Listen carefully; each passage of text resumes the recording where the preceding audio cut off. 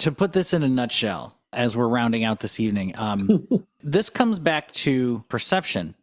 And Yes. I am as right-brained, spiritual, woo-woo, crazy as you want to get when it comes to the world. I'm interested in magnetics, not mechanics.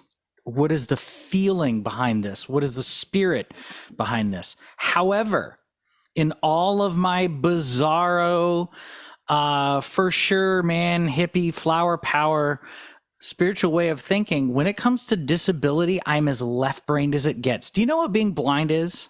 What, in my opinion, what blindness is literally 3 words. It is a lack of data, not people wandering in the dark. Great point, dude. Great point. Not people in need of a life-giving light handout.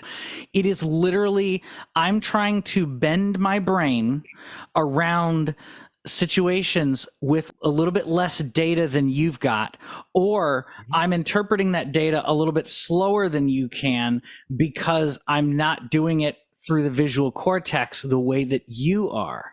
What we discover is that this is why blindness is literally about brain bending and routing. You meet blind guys who have been blind their entire life and have very limited spatial awareness. They don't know.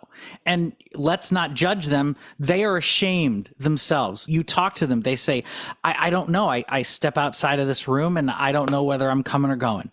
I don't know. I get lost. I don't know. I don't understand. It's just never worked for me. And then you see blind guys who are like the Daniel Kishes of the world, or the folks that are able to really have bent their brain around rerouting the visual cortex. Is that the guy that rides the bike and makes all the noises Right. and stuff?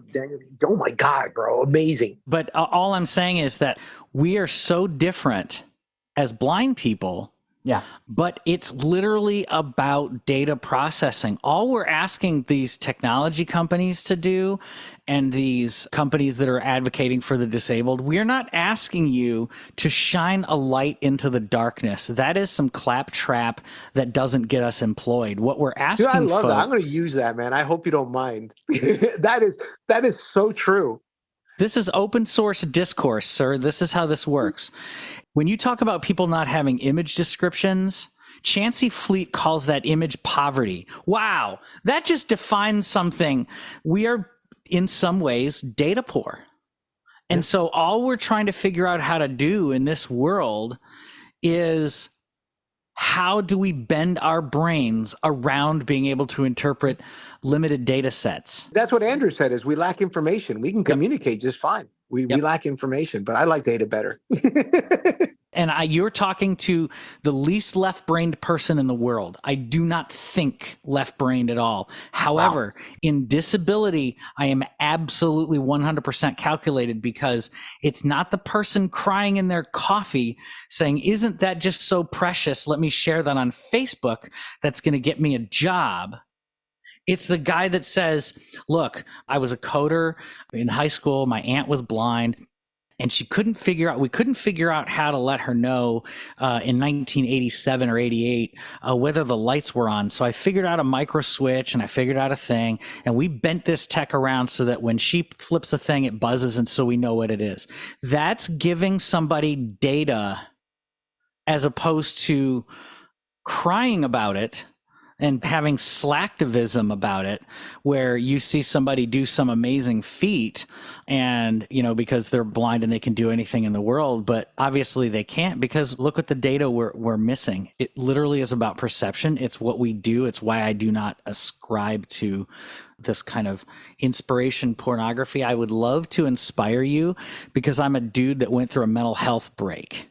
Let my blindness inspire you from a left brain standpoint, for you to say, oh shit, this blind guy figured out how to relearn how to do XYZ. Well, if he can do that with this, can I do this in the automotive sphere with what I was trying to do with whatever? If it encourages you, great. But it's not this claptrap, cry in your coffee, share it on Facebook kind of thing that gets us the kind of activism that we need, and that gets us the kind of opportunities that we need. And I'm sorry, my soapbox is done. This has been great. I love that, bro. I really do. Thank you. Thank you for sharing that. Really, seriously, that was awesome. That's a great conclusion to the show. I will not forget that what we lack is data. That is such an internationally understood statement. Well, I want to thank Alan Holst, who's the person that turned me on to this idea. Well, there you go. I just kind of took it and went, well, if what we're lacking is data, then we just need to learn how to connect the dots. We just need people to come in with a crayon and go zip, zip. Oh, well, that's nice to know. Okay.